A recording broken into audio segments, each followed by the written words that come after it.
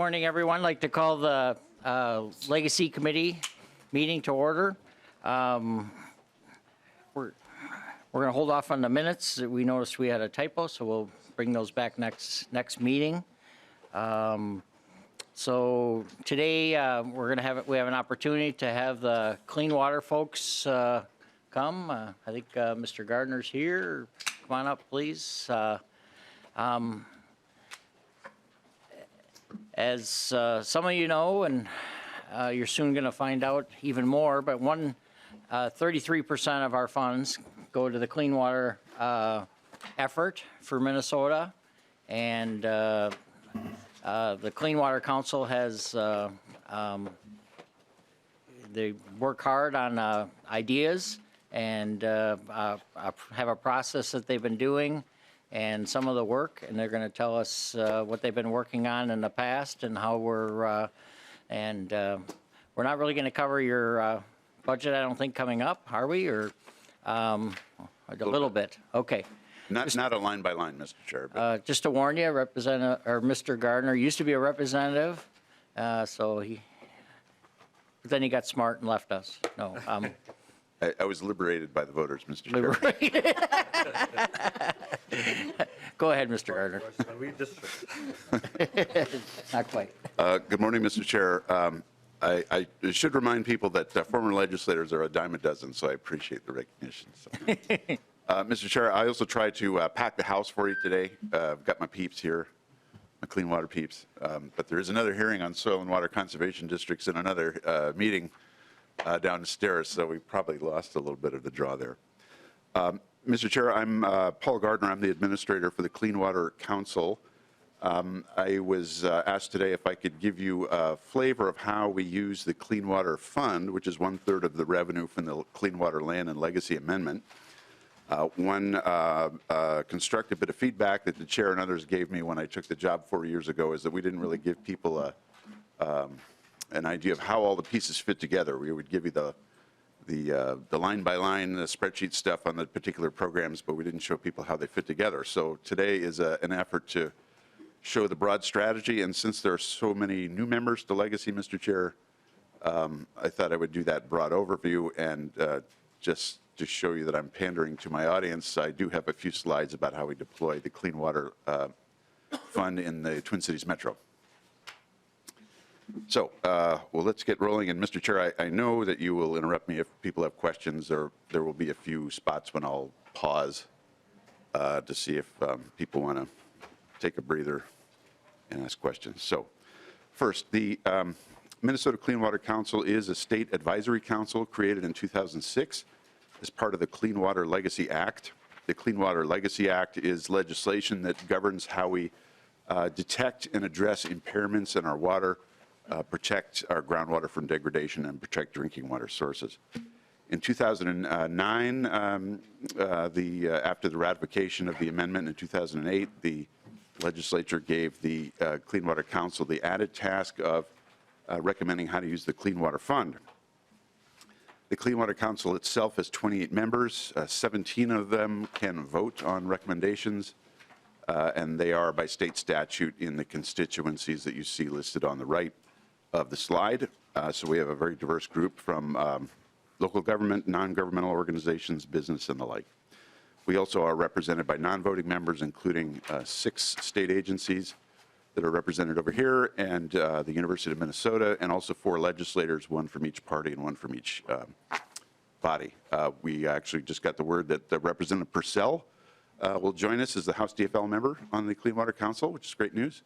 She's very familiar with us. And then, of course, Representative Heinzman is our GOP House member.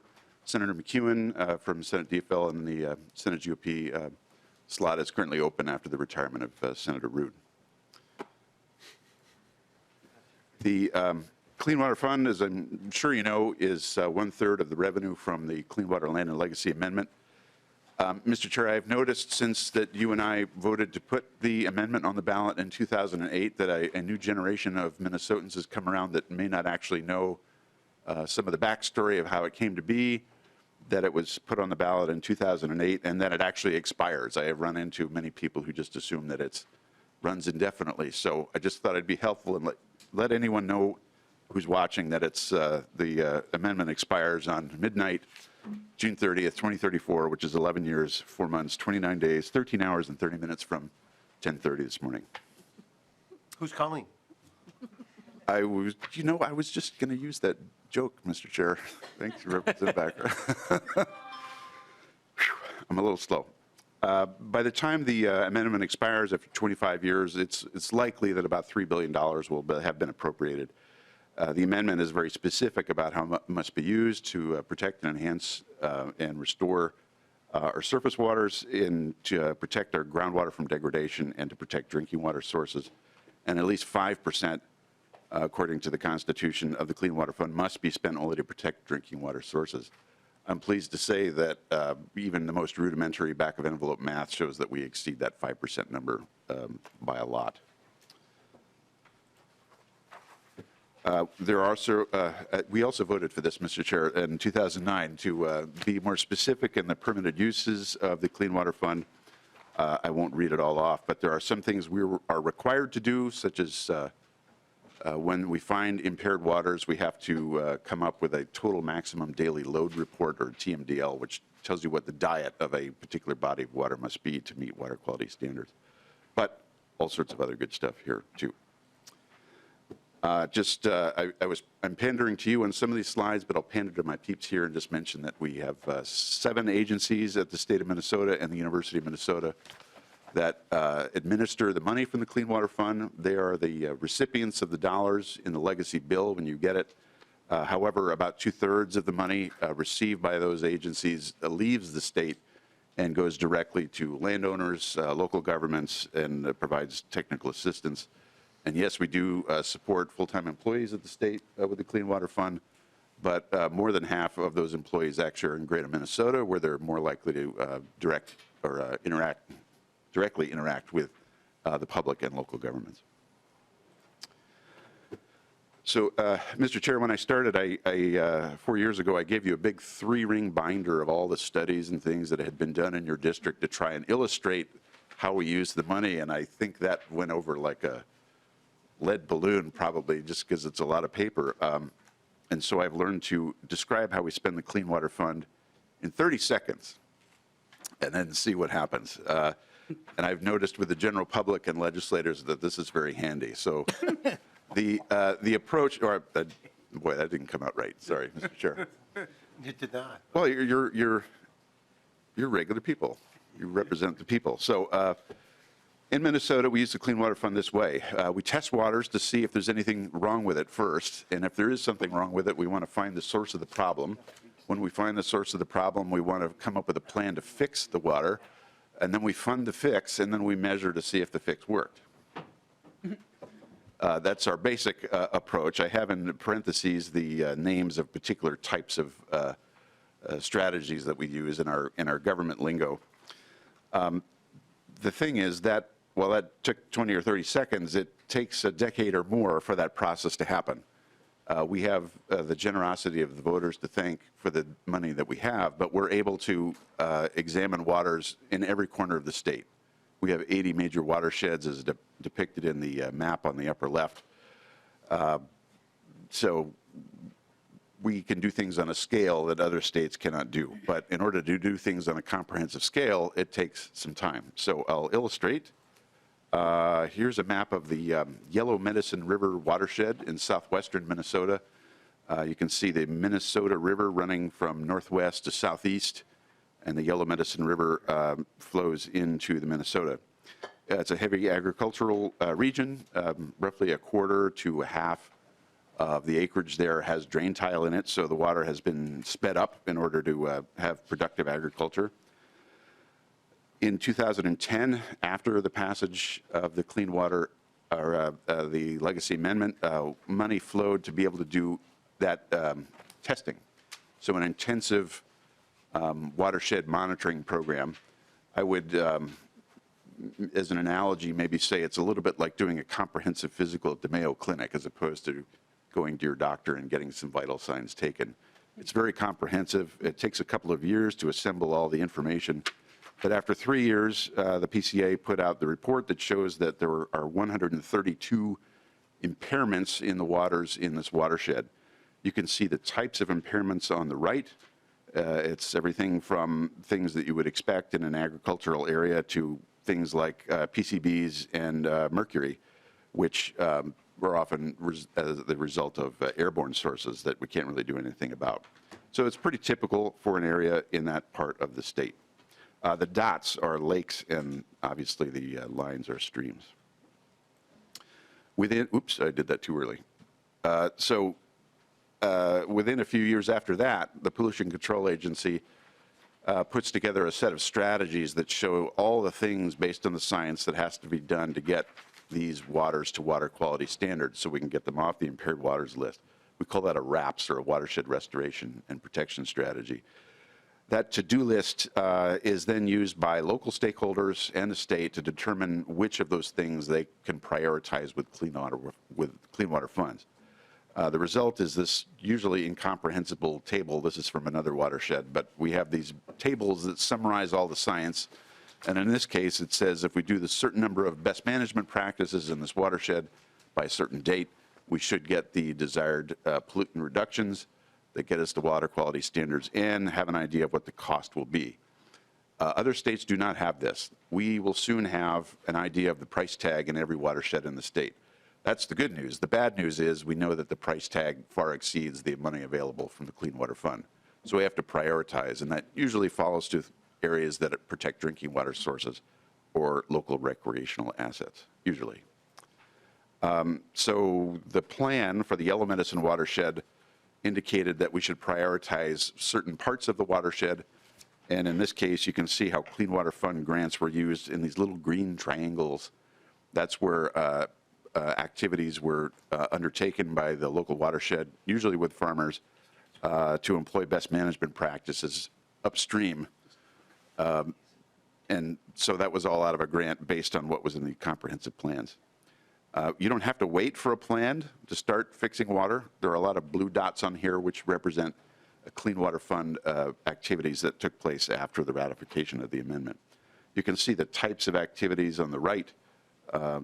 My favorite are water and sediment control basins, or WASCOBs. If you have a rain garden in your front yard or your neighborhood here in town, it operates in a very similar idea. You get the water out of the place you don't want it, like a field or my basement. Put it in a place that's still on the property and allow water to meter out more slowly, so you reduce the chance of erosion. The reason I mention all the times here is that there has been some intensive monitoring just in the last year or so to see if these fixes worked. And then we'll be able to see if some of those waters can come off the impaired waters list. The reason I mention the timeline is we started in 2010. It might be 2023, 24, even 25 before we know some of these waters can come off the list. That's why the 25-year period of the legacy amendment is so important for the Clean Water Fund. We have the predictability to do this structural, comprehensive approach. More pictures. So hopefully this picture will say 1,000 words. This is the approach we use for drinking water. It applies a similar logic that we use for surface waters. This is a satellite photo of Verndale in Wadena County, which has nitrate levels that are too high in its wells. You see US 10 bisecting the town from northwest to southeast, and along Highway 10 there are two wellheads that provide the water supply for this town. In the blue, you can see a wellhead protection area. This tells you that groundwater is moving from southwest to northeast. So anything that could contaminate on the land and make its way into the groundwater in that blue area is stuff we're concerned about because it could make its way into the well within a short period of time. The problem is that the blue area goes beyond the municipal boundary, which is the gold line. And so a municipality has less power to regulate its drinking water supply outside its city boundaries. So using the Clean Water Fund, the health department is able to work with this municipality to create what's called a DWISMA. We often do not have very flashy acronyms in state government, but I'd say this one is really good, the DWISMA. The Drinking Water Supply Management Area. This is a delineation of the area that you want to protect to avoid having contaminants come in the well within the next 10 years. That DWISMA goes beyond the municipal boundaries. In this case, as it surrounds some farmland outside Verndale. The health department then can work with, no problem. The health department can work with the municipality as well as the Department of Agriculture, the Board of Water and Soil Resources to figure out what to do. We also have some regulation that kicks in here, the groundwater protection rule, which is worth a whole nother presentation, but there's a series of stages that this water supplier can use to get safer water and to get nitrates down. The first is voluntary, which involves agencies working with landowners to figure out which of the tools in our toolbox that we can use to help reduce nitrogen in the groundwater. Everything from land exchanges to easements to intensive nitrogen management to having perennial grains developed at the University of Minnesota through the Forever Green program to try and fix that nitrogen. So we have a lot of tools, and if none of those work or if a landowner isn't interested, within a few years regulation could kick in. But the Clean Water Fund helps fund all of those activities. On the planning side, the Department of Health also puts together a drinking water supply management plan or protection plan. Sorry, I'm getting all my alphabet stuff mixed up. But they work with the municipality to come up again with a to-do list of everything you need to do for that water supply to get to safe drinking water standards. And then, unlike a lot of plans in other states which stay on the shelf, we actually have the money with the Clean Water Fund to fund what's in the plan. The Clean Water Fund can fund about half the things in those plans. It's everything from removing old, abandoned fuel tanks to generators for small towns that, if there's a power outage, can keep the water disinfection system going so that they don't have a boil water order. There's a whole range of activities that fit for small grants under $10,000. So the Clean Water Fund touches all of the activities to help protect that drinking water supply. And then I'm just going to pause for a second and see if anyone wants to blurt out questions, comments, gripes, throw tomatoes, whatever. Any questions from members at this Ooh, point? something. Or Representative Heitzman? Thank you, Chair. Director, thanks for coming in. And I'm going to ask a question to which I think I already know the answer. But so far, we've had a very nice presentation. I appreciate the levity and the seriousness at the same time. And one of the things you just mentioned briefly in this discussion about a DWISMA is looking forward 10 years. We're trying to figure out at the Clean Water Council what contaminants we might be tracking more aggressively and try to be proactive in that effort.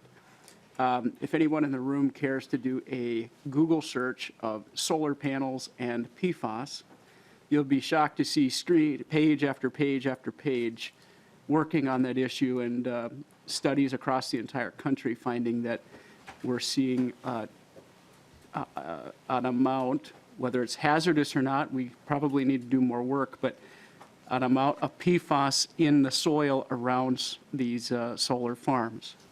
And I just was going to quickly check and see if the Clean Water Council is looking at funding any research of our own to confirm, considering we're also working on legislation currently that would have a huge impact potentially on this, and of course that being passed this last week.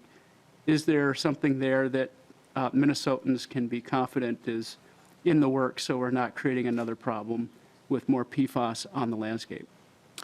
Director Gardner? Mr. Chair and Representative Heitzman, actually I have not been tracking on that issue, but I have solar in my house, so I'm interested to do some Googling. I think what you're saying is that there may be PFAS used in the production of panels. Is that? Thank you, Chair. Coatings. The coatings are unfortunately, it appears to be, at least in the many studies and stories that I'm reading, leaving some PFAS on the landscape. To what extent is still being discovered. So I was wanting to bring that up today. Director Gardner? And Mr. Chair, Representative Heitzman, I would be more than happy to bring that up to the council.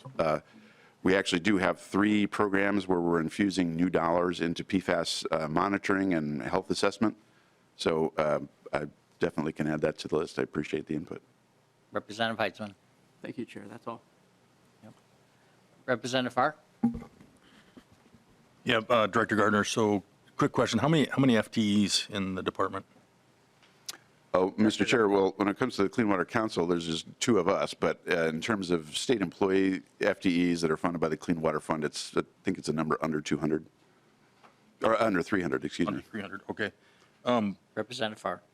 Thank you, Mr. Chair. And then one more. So 2/3 of those funds are going outside of state government. So how's that tracked? How are those, I mean, are those FTEs still tracking those dollars, ensuring they're going to where we want them to go?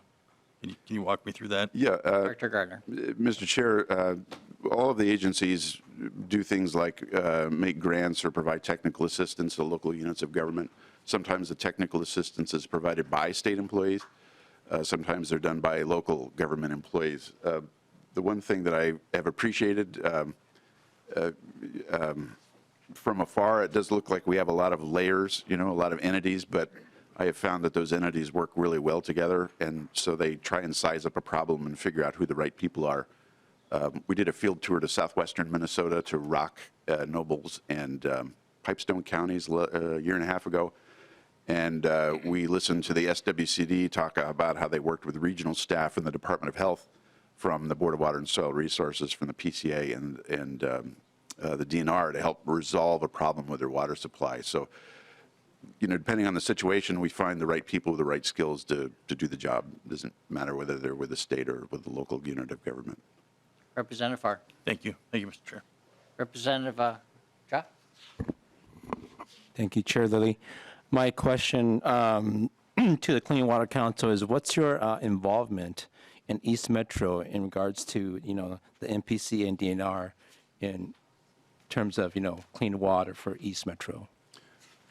Director Gardner. Sure, Mr. Chair and Representative Cha, I do have some metro-based information, but your question is specific. So there are two things specifically. So from the area from White Bear Lake into the East Metro, where the PFAS is an issue, the DNR does have a groundwater management area that's designated, which allows them to, step up the communication and liaising with local communities to bring resources to bear and looking at an issue. So that includes modeling with the depletion of White Bear Lake to understanding groundwater flow with PFAS. So the Clean Water Fund funds the DNR for their groundwater management area work, and we are also, in the upcoming recommendations that you will soon get, be funding additional ongoing monitoring for PFAS in Minnesota for rivers, lakes, and also with groundwater. So there is this broader PFAS blueprint that the Pollution Control Agency led with in concert with other agencies.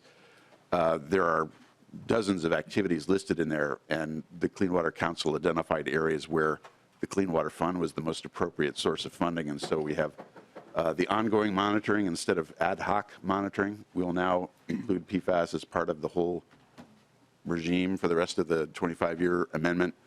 There is the DNR is now going to be monitoring fish for PFAS instead of just two other contaminants. And then the Department of Health now will, we're asking for more money for capacity to develop health-based guidance for various contaminants, but PFAS is causing quite a backlog, so that's why we want to have more capacity to evaluate PFAS. Representative Jha. Good, thank you. Thank you. Director Gardner, go ahead. Very good. Want to keep moving? Thank you, Mr. Chair.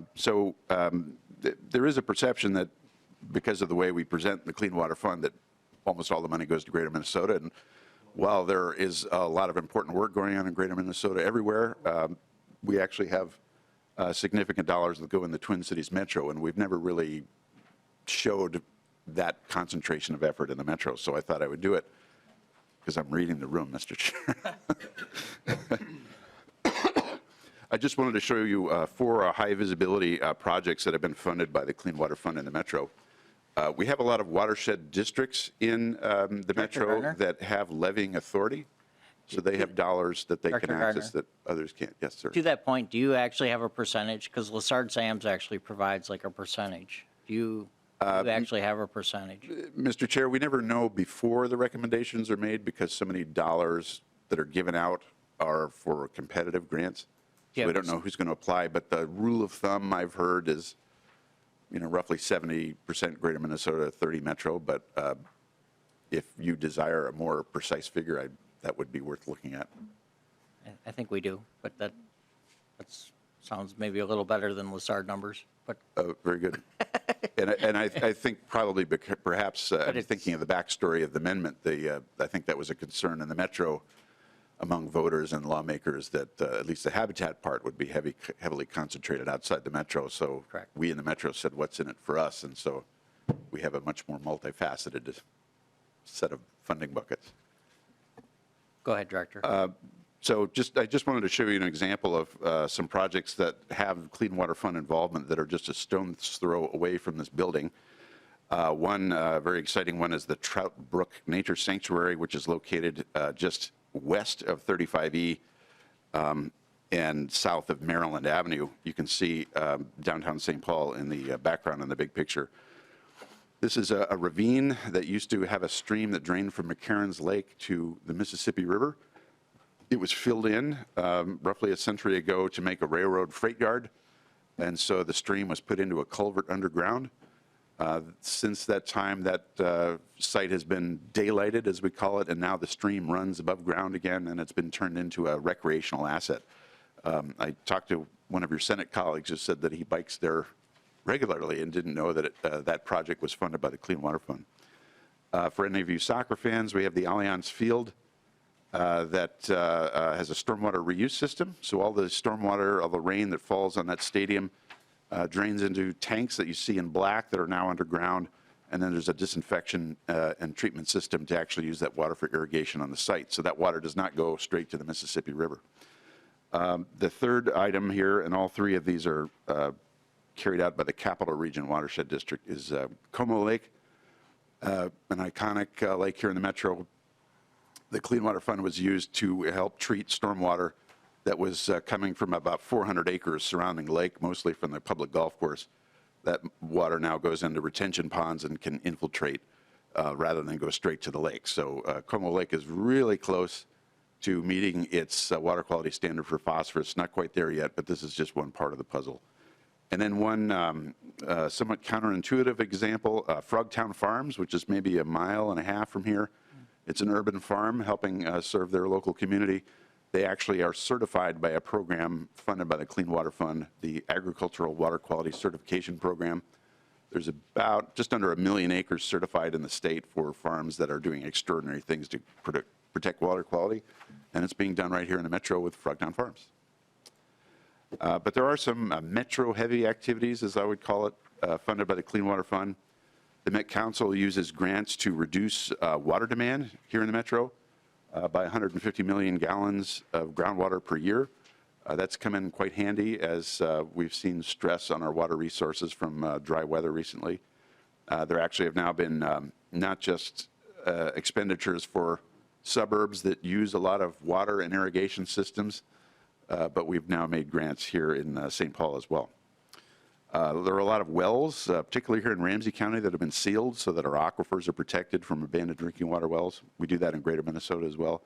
Stormwater is a major pollutant source for impaired waters in the Metro, so the Clean Water Fund has funded research like finding out that enhanced street sweeping is one of the cheapest ways to improve lake water quality in cities that have a lot of trees. We discovered that through research funded by the Clean Water Fund. We also help the PCA in its administration of a statewide stormwater permit. Most cities have to have a permit to show that they're reducing the amount of pollutants that are going into storm drains. It recently was changed to include a lot of chloride-related things with salt. And the nice thing about the Clean Water Fund is we can support staff who, in effect, answer the call when cities have a question to see how to comply. We have, I know this is a very serious issue of carp removal, but it's quite entertaining to see how researchers are finding ways to remove carp. I live in Shoreview, and Lake Owasso and Rice Creek have been test beds for figuring out how to remove carp that tend to churn up a lot of sediment and phosphorus. There are some old agricultural ditches that are in the metro area that took water off the fields, but now they're surrounded by suburban development, and so they're prime candidates to restore back into streams again. To slow water down and to create recreational assets. Representative Jordan has been carrying bills about lead service lines, and she has been showing a report that was put together by the University of Minnesota and the Health Department on what it would cost to remove lead in our water delivery systems in Minnesota. That was done at the behest of the Clean Water Council after the debacle in Flint, Michigan. And the Health Department really came through with a first in the nation type of report that showed us that we get a 2-for-1 benefit for every dollar spent removing lead from our water delivery systems. And then finally, we have a big problem in the metro with excessive chloride that isn't actually melting snow and ice. It's bouncing off the roads and ending up in our lakes, rivers, and streams. We've got at least 24 lakes that are close to biologically dead because there's too much salt in it. We have a nation-leading program, the Smart Salting Program, paid for by federal and Clean Water Fund sources, to train snow removal professionals on how to use the right amount of salt at the right time. They've trained over 5,300 professionals, from public works departments to private snow removal contractors to individuals. So some cities, including mine and the Mayo Clinic, have reduced their chloride use by something like 40%. And if the Mayo Clinic, which doesn't want to treat people who are slipping and falling, says that they can reduce their salt use, then that's pretty credible, Mr. Chair. Mr. Chair, members of the committee have raised in committee and in meetings the question about how the Clean Water Fund intersects with equity objectives. The Clean Water Council over the last few years has had a lot of guest speakers to really delve into this issue. It crosses a lot of different questions, from gender-based disparities in agriculture. There are a lot of women who own farmland in Minnesota. Some are farming, but many rent their land out, and trying to get renters to apply water quality techniques can be difficult when you have a non-operating landowner.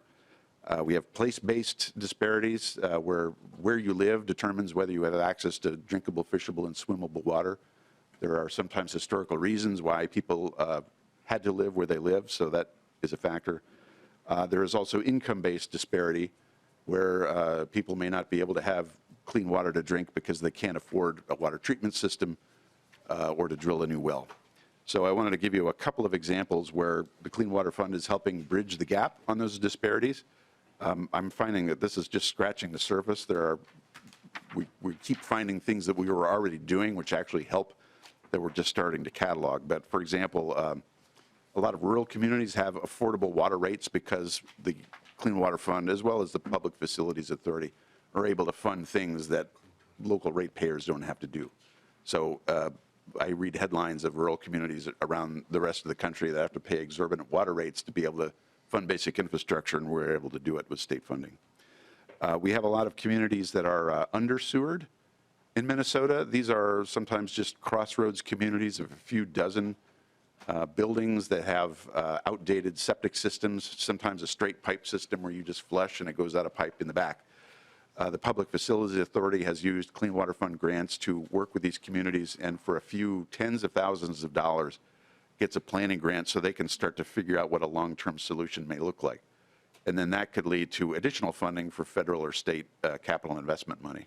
So we have dozens of communities that have or are going to have cleaner water because of that funding. We have a $1 million appropriation in the current biennium that is for what we call water legacy partners. We're looking for people other than the usual suspects in local government who might be able to bring good ideas and get them in the pipeline for how we can get to cleaner water faster. Half of that money is set aside for tribal governments. The other half is for NGOs, for 501c3 nonprofits. That RFP is still open for another 2 weeks. So if anyone has any questions, please let me know. But we're looking for community organizations that generally haven't been thought of as our usual partners in getting clean water. We've also done a lot of coordination with tribes, not the council, but the PCA in particular, for monitoring water, especially in reservation lands in northern Minnesota. The agencies also participate in tribal consultation activities according to the Waltz-Flanagan administration's executive order on that topic. Just found out yesterday that in St. Paul, they received a Met Council grant from the Clean Water Fund for detecting leaks in the public water system and in replacing inefficient water fixtures like toilets in areas that the Census Bureau calls areas of concentrated poverty. I think we might use the phrase environmental justice here in Minnesota. But that's several $100s to make sure that our infrastructure and the things that suburban households can get are available to people in the city of St. Paul. In rural areas, we also have low-income grants for property owners who can't afford to replace their septic system. Counties to date get up to $40,000 per cycle if they want to use it to provide those. That usually funds 2, 3, 4 septic systems per county. Not all counties participate, but we've seen close to 1,000 septic systems replaced over the last 10 years because of that program. And then finally, Mr. Chair, this is a new thing in the recommendations for the upcoming cycle. The health department will provide free well testing for private well owners for 10% of the state each year for the next 10 years. That's based on some pilot programs that were done in western and southeastern Minnesota. That was also paired with some mitigation assistance for low-income households. That's not part of the expansion yet. But we found a model that seems to work, and so we would like those households, whatever their income level, to be able to test for 5 major contaminants. One of them is lead, so that they know what they need to do to get to safe drinking water standards for their private wells. Mr. Chair, I'm going to pause, and I have some just frillier slides that I can dispense with if time is a factor. Representative Finke, go ahead with your question, please. Thank you so much for your presentation. Thank you, Chair Lilly. I just have a question about some of these equity-based programs that you're talking about. Can you talk a little bit about the need for them? Like, we offer them, but how much use are those programs getting? How much work is actually being produced by them in your work? Director Gardner. Thank you, Mr. Chair and Representative Finke. We're almost neighbors, too. We should chat. We haven't met yet. The demand on the septic system example, as an example, we could probably double the amount of money we're using for septic systems just to inspect. We increase the inspection of septic systems. That's most of the money. We give the money to counties. But the low-income part is a fraction of that. We're actually asking for an increase in that because of unmet need. There is more demand for that program than we've had dollars, so we're looking to put in more dollars. Many of these programs are also competitive grants, so people apply. It's not necessarily a backlog system. In many cases, like under-sewered communities, the Public Facilities Authority has one of the best prioritization methods in state government for assigning points for communities to figure out who's ready for a particular upgrade. So if you're on the Capital Investment Committee, you'll probably see those long lists of cities that are looking to upgrade things, and if you're above the dotted line, you're likely to get it with the funding available, and if you're not, you have to wait, and it's based on a point system. Something very similar to that is done with things like the unsewered communities, but we haven't had as much demand for that program in recent years. It was front-loaded in the early days of the Clean Water Fund, and we've checked off a lot of boxes, but there still is a need to address those unsewered communities. There's a couple of areas where we're hoping some of those competitive grant proposals might address things where we haven't even thought of something. I kind of have a pet peeve on the issue of women owning land. I come from a long line of strong, persevering women who don't take any guff, and I've run into the University of Minnesota and some nonprofit organizations that are creating things called learning circles for women who own land. Maybe they're widowed, maybe they've inherited the land from their parents, but they live in St. Paul or California or New York, and they might want to do something with the land to make it more water quality friendly, but they may not know how. And they have to work with a renter who may be local, who may do things the way they want to do it, or a renter may want to do something better, and the landowner isn't aware. And that's time intensive to do that, to reach out to the people who aren't the family farmers who live on the land. And women are the key here. Women own tens of percents of Minnesota farmland and aren't there. So that's an example that I have. But we're also still doing the work, I think, as they say. There are components to equity where we haven't really thought it through. we had a great presentation from a state employee who is the owner of his family's farm in Alabama. He's an African American, and he gave us a great presentation about the Pigford civil rights case, where the USDA, over many decades, particularly in the South, denied financial and technical assistance to African American farmers, which is why there are fewer African American farmers. That led to a massive civil rights case. And he gave a presentation to us, and when I said we're not really sure how we need to look at things, we're not really sure how many African American farmers never got technical assistance in Minnesota over many decades. I mean, it's just that deep. We're going back decades sometimes to understand those disparities. I know that's kind of a vague answer, Representative Finke, but a lot of us are trying to do the work and open our minds to looking at this in new ways. And so we're still finding new things. Representative Finke. Yeah, I appreciate that answer, and I believe it is our responsibility to find those problems and reach those people and fix those problems. We shouldn't be waiting for people in underserved communities to realize that they have issues in their septic systems, right? It's up to us to fix those problems. So I'm glad to hear that you're continuing to find new ones, and I would encourage you to make sure you're requesting the funds necessary to take care of those problems, because that's our responsibility. Thank you, Mr. Chair and Representative Finke. Can you back up a second to the St. Paul program that's being rolled out? And then why is that a good thing? What's achieved by, and then who's getting the new toilets and all that? Sure. My community did it, and it seemed like it was quite successful and popular, and I'm hoping the same in St. Paul. Does Minneapolis do anything of that sort? Mr. Chair, yesterday I said to the Met Council, when they provided me that excellent information on St. Paul, that someone would ask me if Minneapolis is also asking, and they are.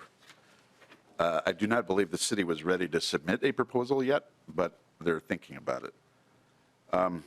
So, Mr. Chair, all public water systems leak.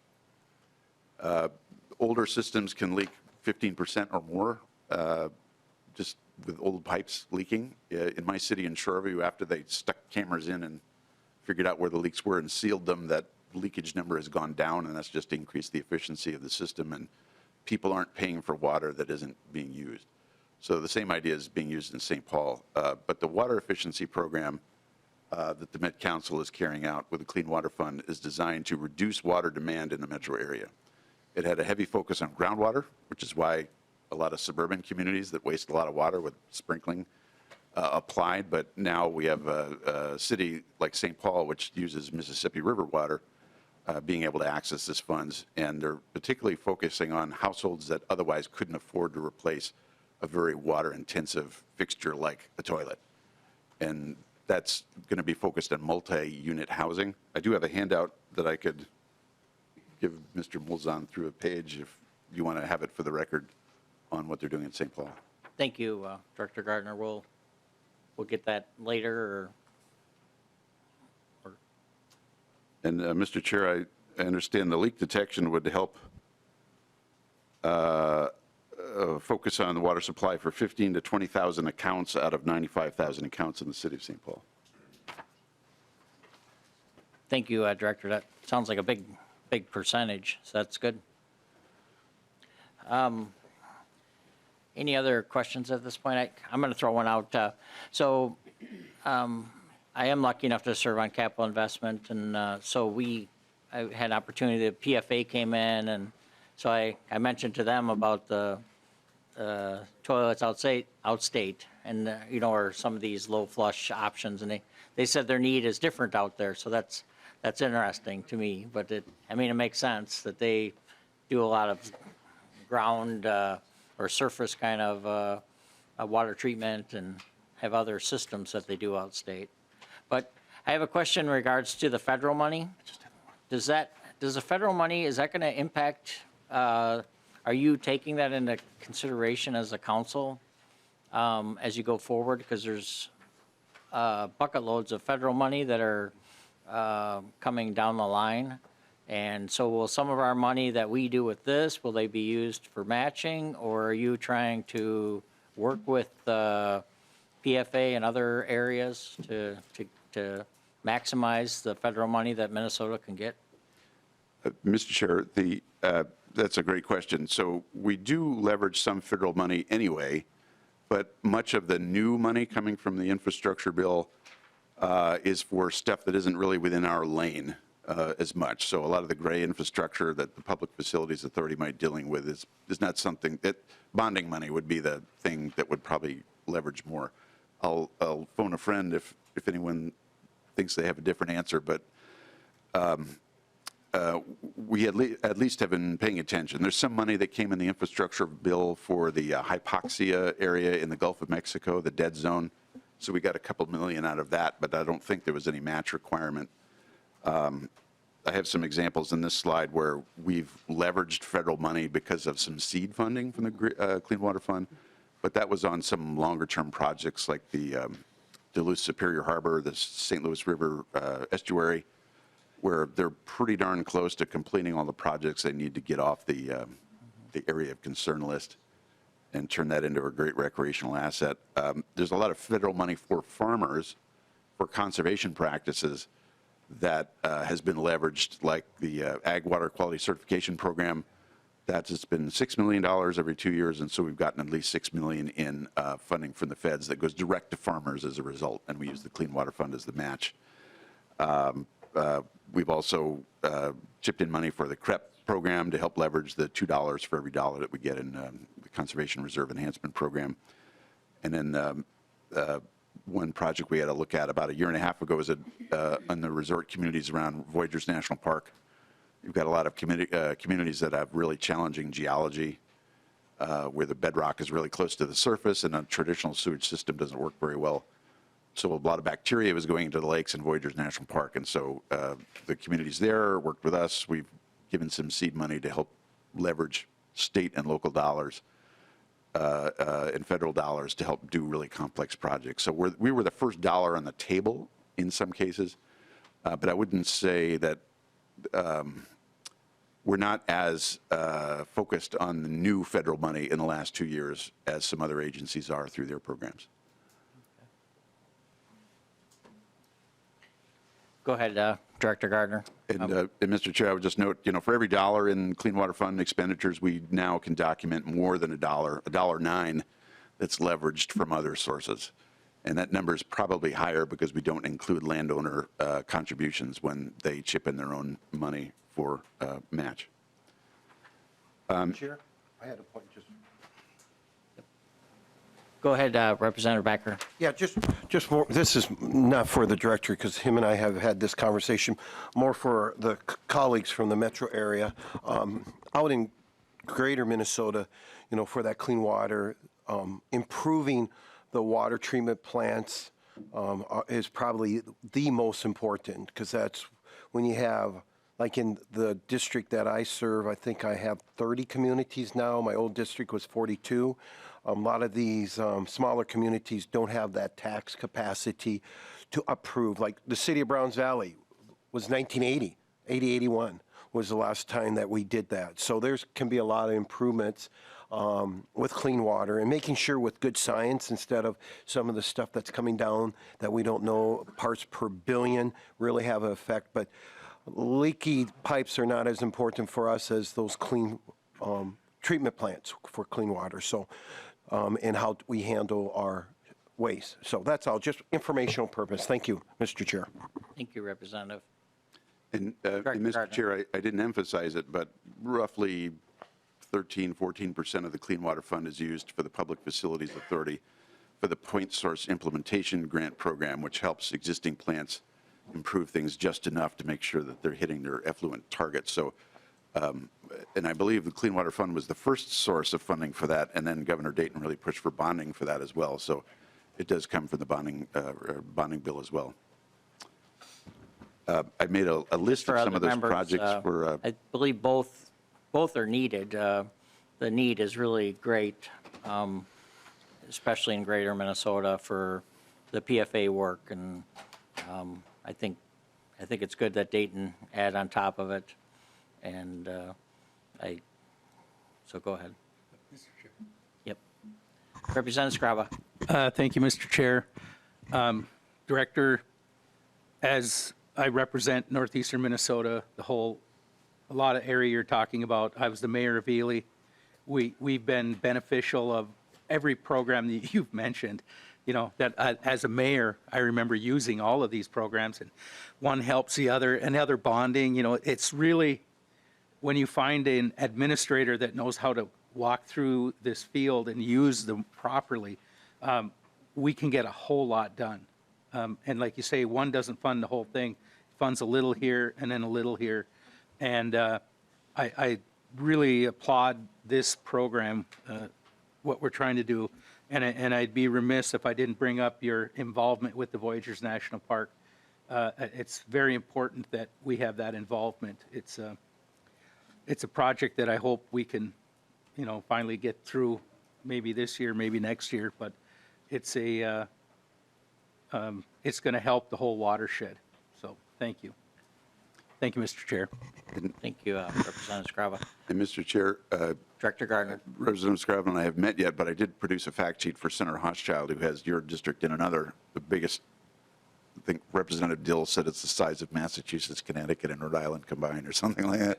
And Vermont. And Vermont. And New Hampshire. But I ended up making a list of all the municipalities that received some aid in that part of the state, and it is really substantial, including some grants for businesses in the area. So there are a lot of what we call transient source water protection grants made to help small businesses that are in a remote area that have no tax base that drilled a deeper well or had some other infrastructure like that, and the number was astronomically high. So those are little bitty grants that go a long way.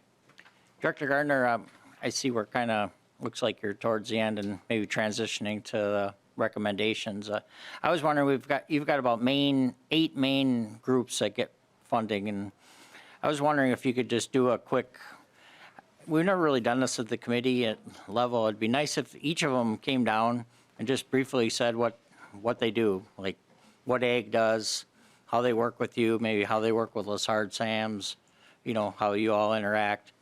I mean, how many jobs, what you're doing to get young people involved, and those sort of things. I mean, you can address some of that, but mostly if we can put a face with each group. So, sorry. They're all here, Mr. Chair. So Yes, I think it'd be really good for our committee members, given that we have so many, and even some of us that have been around for a while, if they could just, you can do it in the order you want. I get to see Mr. Freeman quite a bit with capital investment, but I think it'd be good for members to put a face to each kind of entity, and if they could just briefly describe how their, what their work is, just quickly.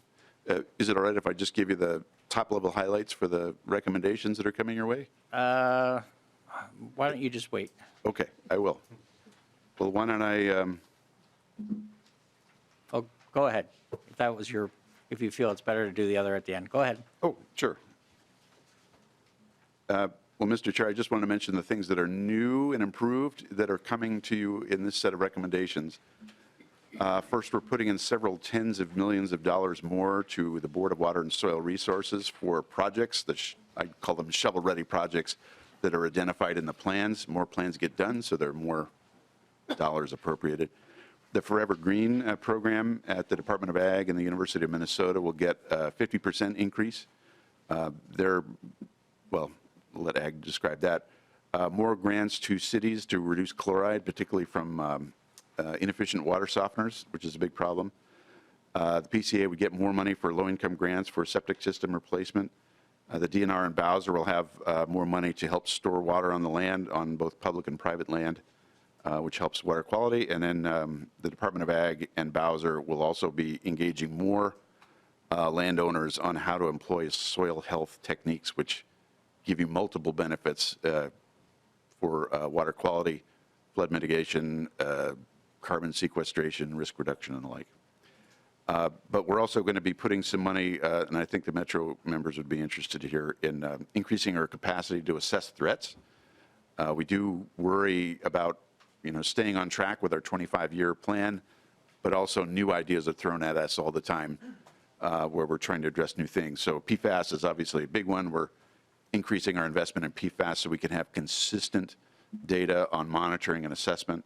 The free well testing I mentioned, culvert cost share for the DNR. There's some climate resilience interaction here. I never really thought I'd be talking about culverts and water quality, but a poorly designed culvert can hinder our efforts. Freshwater mussel restorations would get some turbocharging. They actually can help filter water of nutrients. Oops, this is an old one, the Great Lakes money. I'll scratch that one. But one thing that we've been asked for quite a bit in the Metro is doing something that we've paid for in Lake Superior, and that is have a statewide beach health portal. So if you want to know whether your local lake is open and not closed for reasons of too much bacteria or something, eventually there'll be a one-stop shop where you can look this up. And I mention this in particular because Iowa and Wisconsin have this. And I know that, Mr. Chair, that will make many people indignant. So I mentioned that. Why don't I call down the agencies here one at a time, if that works? Is Bowser available to chime in? And maybe how much that category receives, and then Yeah. roughly how many, and then just kind of a brief description, if they can, of the work. And the pie chart, this actually had our February forecast numbers, so they're off by a point or two, but generally you get the idea. Welcome. Please introduce yourself and go ahead when you're ready, please. Good morning, Mr. Chair and members of the committee. My name is Andrea Fish. I am Assistant Director for Strategy and Operations at the Board of Water and Soil Resources. I'm fairly new to the board. I just started in November. The board works directly with local governments and landowners primarily in order to preserve, protect, and enhance our state's natural resources. As in the name, water and soil are big ones, so a lot of farmers. And a lot of our budget is actually passed through so that we do grant making to landowners and, again, local governments, watershed districts, and soil and water conservation districts to achieve our mutual aims. Okay. Thank you. Welcome aboard. We've got the Director Department of Gardner. Ag. Got a couple of folks. How much would? I think we need you back. I'm sorry, Ms. Fish. Or Paul, can you answer? We have a question from Representative Scrab. I don't think we heard numbers or. Yes, I was just curious. I thought we were going to find out how much each one was awarded or asking for. Thank you, Mr. Chair. Thank you, Representative Scraba. And Mr. Chair, I will return back to Mr. Gardner. Mr. Chair, Director Gardner. just going down the list, Bowser, out of a $315,300,000 that's going to be in the recommendations for fiscal 2024-25, Bowser would receive 50%, which is $157,427,000. How many employees? And that kind of give an idea? Mr. Chair, I don't have an exact number. I believe it is under 150. Again, most of this funding is passed through that goes then directly to landowners through local governments. Thank you. We've got Director Gardner. Mr. Stoddard and Mr. Redland from the Department of Ag, which would receive 12% of the funding at $38,580,000. Please introduce yourself and go ahead when you're ready. I'm sorry to folks, but I think it's really good for the committee members to have a sense of who's getting the funds, how much, and to have this interaction. We've actually not really done it quite this way, but I think it's good for all of us and for you too. Sure. Go ahead and please introduce yourself. Good morning, Mr. Chair and members of the committee. My name is Dan Stoddard. I'm Assistant Director for Environmental Programs for Pesticides and Fertilizers at the Department of Ag. Good morning. My name is Brad Jordahl Redland. I'm a Program Manager for the Minnesota Ag Water Quality Certification Program and the Soil Health Financial Assistance Program at the Department of Ag. So the Department of Ag is the lead agency in the state of Minnesota responsible for pesticides and fertilizers, and we interact with the ag community in promoting practices, education. We also interact very much with the University of Minnesota on different research projects, promoting BMP's, best management practices for agriculture, and vegetative cover like Forever Green. So I can give you a quick snapshot of the activities that we have and the funding amount. I don't have the number of FTEs with me, sorry. But quickly, so we get funding to monitor pesticides in surface water and groundwater. It's $700,000 per biennium. And what we do is we have a statewide monitoring network for pesticides in surface water and groundwater, which has been in place for 20 to 30 years. We test private wells for pesticides. That's about $1 million per biennium. And what we did was we had a monitoring program for nitrate in vulnerable areas across the state. And the legislature asked us to also add pesticides to that, so we did. We do a very rigorous scan of pesticides at no cost, targeting vulnerable areas. But we have found a particular pesticide, cyanazine, which hasn't been used for 20 years in groundwater, and we are continuing to sample just for those wells which are of greatest concern for this particular pesticide and some other chemicals.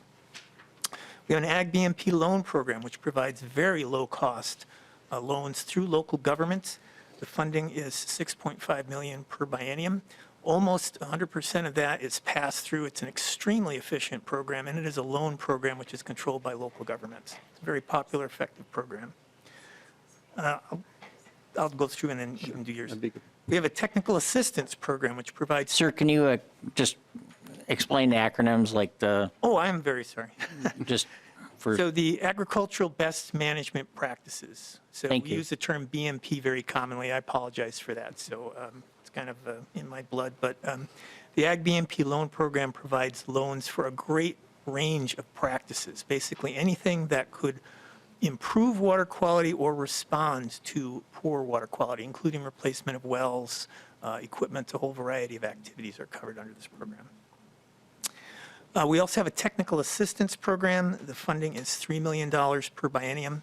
And through that, we have demonstration projects, and we provide technical assistance to the ag community across the state to help educate and promote on agricultural best management practices for a variety of different activities. So we have demonstration projects across the state to promote these practices which can improve groundwater quality and surface water quality.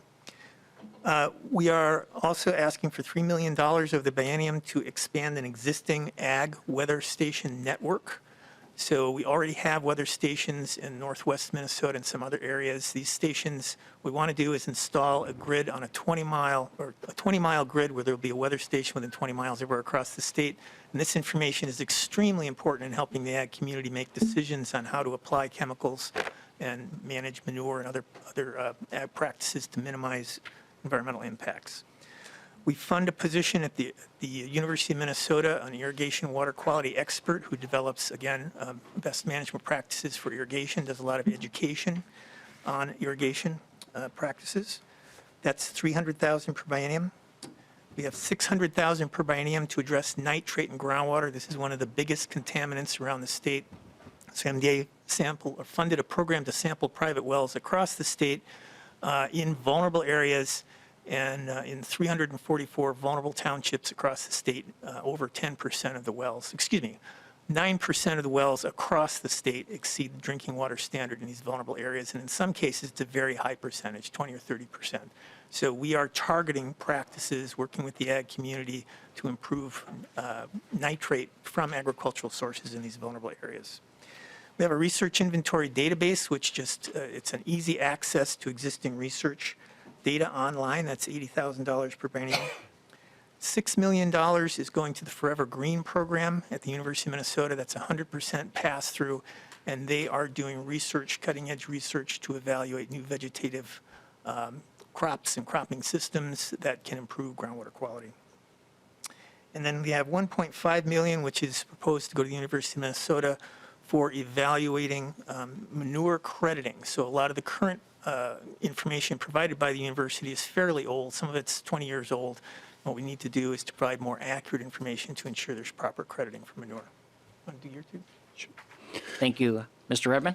Yes, I will speak to two primary programs I oversee, the Minnesota Agriculture Water Quality Certification Program. That has a $7 million ask for this upcoming biennium. This program we hope folks are familiar with, but we're always happy to talk about. We are 945,000 acres certified right now. The entire appropriation received over the entire history of this program divided by acre certified is $24 per acre. So that is a price that is competitive in any federal farm or state conservation program you'll find anywhere. And we're very proud of the efficiency of this program and the effect that it's having. For farmers who ag-centric and the Farm Business Management Program at Minnesota State Colleges show that certified farms are 36% higher net income than non-certified farms. And so we are proud of the service that we're providing them economically and environmentally.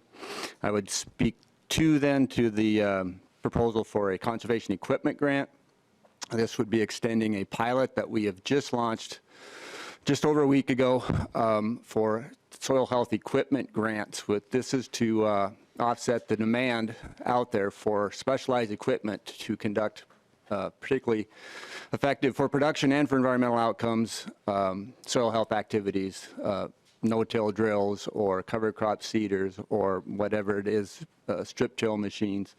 Those type of things that, as everything in agriculture, has a high upfront cost for entry level, bringing that into an operation. So we're proud of having this new program running. We're excited to see more money. We have $475,000 in the pilot, and I can tell you in a week and a half, we already have asked over $500,000 in proposals for that. So we're showing that the demand is out in just 1 week's time. So we're eager to pursue more opportunity to provide more of those funds that growers are clearly seeking.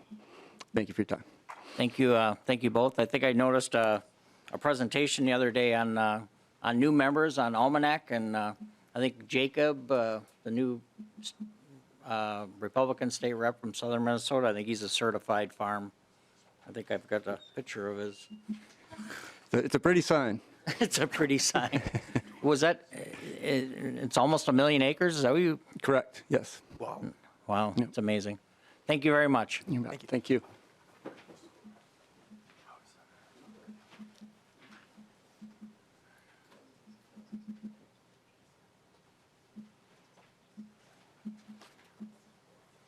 Hi, please introduce yourself and go ahead when you're ready, please. Good morning, everyone. My name is Dana Vanderbosch, and I am the Assistant Commissioner for Water Policy and Agriculture at the Minnesota Pollution Control Agency.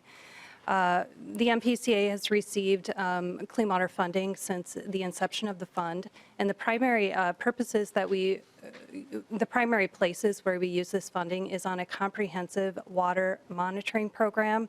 It's a water monitoring program for rivers and streams. We have networks set up in all 80 of the watersheds here in Minnesota. And we conduct chemistry and biological monitoring of these rivers and lakes and streams. That information is then assessed to determine if waters are either polluted or if they're in a state of health. And for all of the waters that are polluted, then we do an in-depth study to determine the sources and the magnitude of the pollution and what needs to be reduced in order to return that resource back into a state of health. So the water monitoring data, the assessment decisions, and the in-depth studies then move to another branch of the agency, our watershed division, where they also do comprehensive watershed models to determine kind of the flow of pollutants throughout each of the major watersheds. And all of this science then is kind of wrapped together in a document called a Watershed Restoration and Protection Strategy. It's called a RAPS. And so every major watershed has a RAPS, and it's essentially a compilation and interpretation of all of the science that's handed off to the local unit of government, and then the local unit of governments will then use that information for their planning and their implementation work.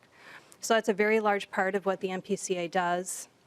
And a lot of these responsibilities are actually codified in the Clean Water Act, the Federal Clean Water Act. We also have programs that are aimed at providing support to water permittees. We have hundreds and hundreds of permittees across the state, wastewater treatment facilities and municipalities that have stormwater permits, and clean water funding provides critical support in the form of grant programs and technical assistance to those permittees. And then lastly, we do ask for $1.5 million every biennium for St. Louis River area of concern. We use that funding to complete projects and to leverage federal funds. I think I've hit on most of my programs. Let me just take a peek. Oh, our SSTS program. So we have a septic system program that Paul referred to. We provide not only base grants to all of the counties so that they can operate their septic system or SSTS programs, but then we also have grant programs where counties can apply for grants, and then they use those grants to fund septic system replacements or repairs for families with low income that otherwise wouldn't be able to make those repairs to their septic systems. So that's been a critical program that counties have tapped into for many years. And we actually provide a legislative report every 2 years, and I think we just delivered our last legislative report a couple of weeks ago. So I could get that for the committee if you haven't seen it. Thank you, that'd be nice. Okay. Thank you, Assistant Commissioner. Just a quick question. So Sure. you're monitoring the plastics and the PFAS, and you feel like you have enough funds to do some of that work moving forward? Yeah, thanks for If we were to fund at the level coming up? Yeah, thanks for the question, Mr. Chair. I actually forgot one of my programs. We do groundwater modeling or groundwater monitoring as well. We do some groundwater monitoring, the Department of Ag does and the Department of Health does. We collaborate together to execute a comprehensive groundwater monitoring system across the state. But in answer to your question, Mr. Chair, we are asking for some additional funding for our river and lake monitoring program so that we can start incorporate some PFAS sampling in our network so that it moves from being an emerging chemical, as we've been talking about it, where we're monitoring it through projects and special research, and instead we're trying to incorporate and embed some of that monitoring into our everyday kind of, routine monitoring networks. So we would say the investment that we're asking for will get us started. It will allow us to get our networks kind of settled and up and running, and I think we'll have to see what the next data needs are. Whenever we monitor, the first thing we want to make sure is that we understand what kind of data we need and that we're designing a system that will yield the data that we need. And so as we start up, we believe that this will be a good launch, but it's possible we may need additional funds to ramp up in future years. Thank you. Representative Herc. No, if it's appropriate to testify, please go ahead. Thank you. Representative Herc. Thank you, Mr. Chair. And my apologies. I was presenting a bill in another committee, so I missed the entire presentation. But I just wanted to ask about the monitoring. I know that a couple of years ago there was PFAS found in the water that runs through Representative Jay Zhang's district that flows into Pig's Eye. And I was just wondering if identifying that PFAS was part of some of this programming and monitoring that you did, or was it, or because I guess my concern is that I think sometimes we sort of overlook, we only have so many resources, and we sort of overlook certain places in which we might be doing monitoring. And I often find that sometimes some of our communities, especially from low-income or immigrant communities, are actually fishing and living off of some of the vegetation they're finding around these water sources that have chemicals in them that have long-term effects on them. And I guess I just wanted to understand, like in your monitoring process and the funding that you get, how you sort of decide, where that happens, and then also just curious if you all were the agency that found the PFAS in that, or was that brought to your attention from another entity? Assistant Commissioner, please go ahead. Thank you, Mr. Chair, and Representative Herr. The particular monitoring effort that you are talking about was not a part of our routine monitoring program. It must have been a part of a special study that was done. That would be my guess. I'm not really very familiar with it. But you raise a really important point that for a lot of our monitoring programs, what we're trying to gather is kind of what we would call the background or the ambient condition, the basic background condition of our lakes and our rivers. But, as I pointed out, once we know that there's a polluted water, we call it an impairment, meaning that the water quality is not meeting water quality standards, then we focus special intensive studies to figure out the source of the pollution and how to address the problem. And so hopefully these PFAS monies that we're proposing would get us going on doing that type of routine work that you're talking about. And the other point that you're making is, where do you position or site monitoring locations to make sure that you're addressing community needs. I mean, that is a critical part of our monitoring work. And we spend, before we go into a given watershed, we spend time in the previous year sitting down with the local water authorities and planning the monitoring, and they help us decide where we should place monitoring locations to make sure that we're hitting places that are of importance to the community. So that's kind of baked into our process. Thank you. Representative Hurd.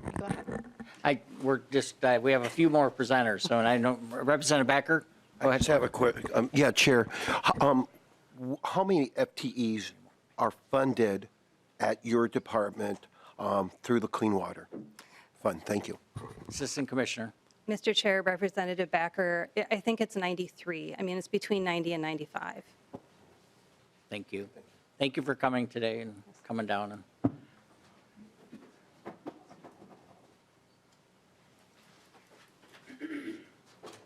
sounds like the DNR better get some signs over on the east side to make sure those fish are safe. I was distracted, Mr. Chair. Oh, okay. Please introduce yourself. Jason Meckel, Department of Natural Resources. I manage a section inventory monitoring analysis in the Division of Ecological and Water Resources. Do you have the dollar? What did we get? I can't remember these off the top of my head. So this year's proposal is for $25 million to go to the DNR, 8% of the total. Most of the DNR's role with the Clean Water Fund is to collect and analyze data. And most of that's around the quantity of things. And there's a few exceptions that I'll talk about that. So we've built out the best in the nation stream flow monitoring network. That's essential to the pollutant loads work that the PCA does, so we can figure out the impairments. We also have one of the best in the nation groundwater monitoring networks, in large part thanks to the Clean Water Council and the Clean Water Fund and the legislature supporting that work.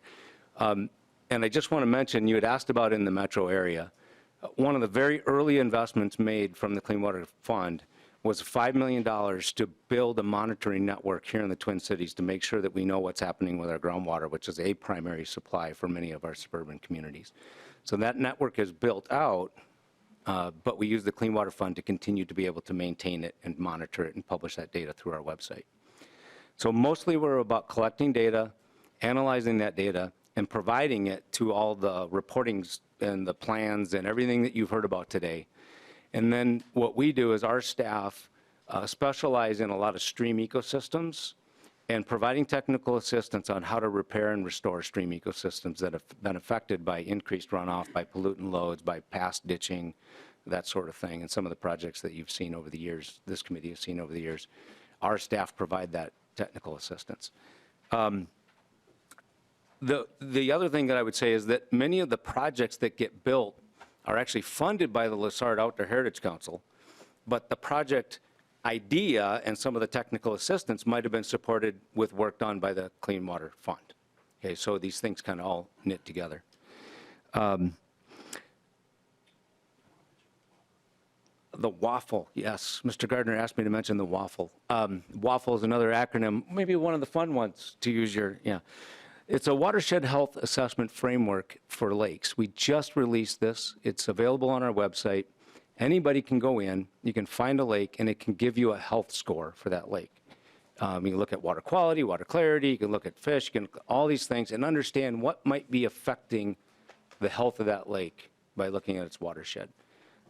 Just released in the last week, the WAF, the Watershed Health Assessment Framework, has been around for, the Clean Water Fund started it. It's been around for 10 years, and now we've added the lakes, all the lakes information to it. It's a big advancement. Mr. Gardner mentioned a couple of the new programs that you'll hear about as we go through the session this year, culverts, and I just want to speak to that a little bit. Not too much. No, I mean, yeah. good. Real quick, many of our culverts no longer are functioning. They're undersized for the climate that we now have, and we're getting about 4 inches more rainfall annually than we used to. These culverts are failing. They also have interrupted the passage of fish, so these fish species can't move through them. That interrupts the health of the system. In some cases, all we would need to do is replace 3 or 4 or 5 culverts in a watershed, and that may be able to get us to an unimpaired, take it off the listing, because the biology can do its thing now, right? So it's simple things like that. What we want to do is provide some incentive to communities, to local governments to be able to replace those culverts and do it in a way that's ecologically, water quality, sustainable, climate, all of that. And then the other thing, our sort of favorite new program is to accelerate the restoration of freshwater mussels in the state. The mussel conversation in the state of Minnesota has been dominated by zebra mussels, and it's invasive. It's not good for our waterways. Our freshwater clams are. And if you don't know about them, learn about them. Our website's got some great information. They are nature's water filters. They don't require electricity to filter water. They do it biologically, and they're critical to our ecosystems. And we've figured out how to grow them in a lab, and we figured out how to restore them in river systems. And now what we're going to do is expand that capacity and take it to full-scale production. Thank you very much. It's really amazing, the scope of all the things we're able to do with these legacy funds. Go ahead, bring down. And I really liked hearing that, so many of these funds are intertwined. And then I know a lot of the Lessard work is done on top of what you're doing, so that's important. Go ahead, please. Introduce yourself. I'm sorry, we don't have much time, but you can just kind of give us a snapshot. That'd be great. Sure. Thank you, Mr. Chair and members. My name is Tanny Eschnauer. I'm the manager of the Water Policy Center at the Minnesota Department of Health. And I'll just tell you quickly that our vision in support of our agency mission is that drinking water is safe for everyone, everywhere in Minnesota, that drinking water is an essential condition for healthy communities and a healthy economy, and we recognize that. And in the amendment, it provides for protection of our drinking water sources, both the groundwater that you've heard a lot about today, but also we have systems that rely on surface water. That the public systems are about 1,000 that serve communities, people where they live, and then another 6,000 that serve people where they work and play. And then we have about 500,000 private wells in the state that we have a record for, but there are probably double that, which were built before we had a well code. Our Clean Water Fund initiatives revolve around drinking water for the most part, although the beach porthole that the director mentioned is a new one. We have the Contaminants of Emerging Concern drinking water program. We are asking for a sizable increase in that because of the threat of PFAS and the amount of capacity that we will need in our laboratory and also doing health risk assessment for that suite of chemicals.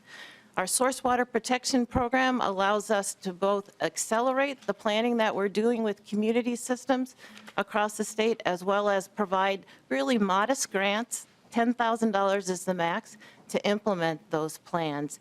A counterpart to the watershed restoration and protection strategies that you've heard about is one that's lesser known but still important, and that's our groundwater restoration and protection strategies. We don't go out and get new data. We take existing data and we put it into a format so that it can be fed into the local comprehensive watershed planning that all the 80 watersheds are doing. Our private well initiative, it was looking at the 1.2 million Minnesotans who rely on a private well. Where a well is constructed, how it's constructed is regulated by the well code.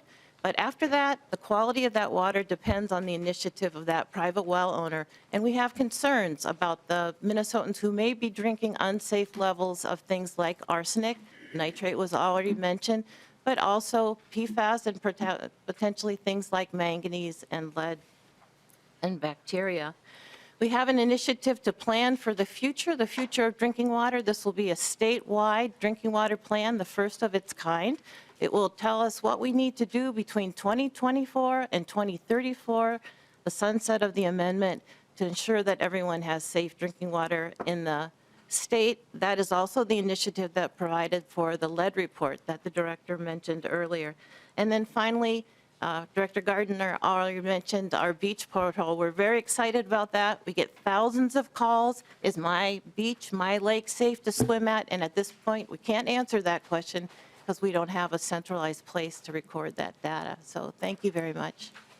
Thank you for coming down, and I know all of you are available for questions, I'm sure, from members if we have them in the future. Mr. Freeman, please introduce yourself. And Mr. Chair, members, good morning. My name is Jeff Freeman. I'm the Executive Director of the Public Facilities Authority. We are the state agency that provides financing to cities for municipal wastewater and drinking water infrastructure projects. The Clean Water Fund dollars that we get, which the governor's recommendation, it's about 5%, 16.7 million, is targeted to a narrow slice of the overall work that we do. The majority of that money goes to the Point Source Implementation Grant Program, which is specifically focused on helping cities upgrade treatment facilities to meet more stringent discharge limits in order to improve water quality of a particular stream or receiving water. So a lot of times those are treatment improvements to reduce discharge of phosphorus, meet more stringent limits for phosphorus. There's other pollutants as well. Also, some of that money goes for stormwater treatment projects as well. And then a small amount of the Clean Water Fund dollars go to, Mr. Gardner mentioned, our small community program, which is the small unsewered, undersewered, very small kind of crossroad communities where septic systems are failing, non-complying, and there's just not enough space or right soil conditions to replace individual systems. And so that money goes to help those cities figure out other wastewater solutions. Those are the majority of the work we do is outside of the Clean Water Fund, helping cities replace aging infrastructure, our revolving loan funds, as well as the WIF grants for cities that otherwise would not be able to meet those high priority projects, and it would be unaffordable for them to do so. So a large portion is outside the Clean Water Fund. A narrow part is what we receive Clean Water Fund dollars to do.